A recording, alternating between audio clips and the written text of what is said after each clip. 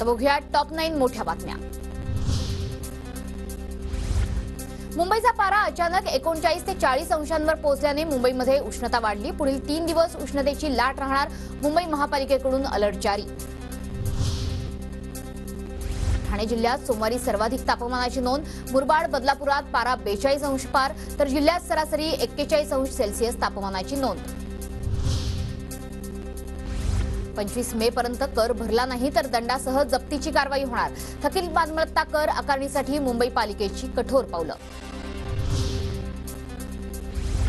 संक्रमण शिबिरातील घरं परस्पर विकून म्हाडाची फसवणूक करणाऱ्यांवर कारवाई होणार।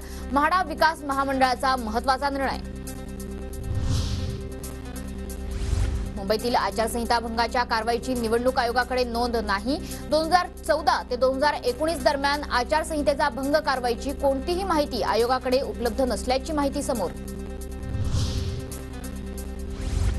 तीव्र उकाड्यामुळे मुंबईसह राज्यातील वीज मागणीत वाढ। एकूण वीज मागणी 28,500 मेगावॅटवर।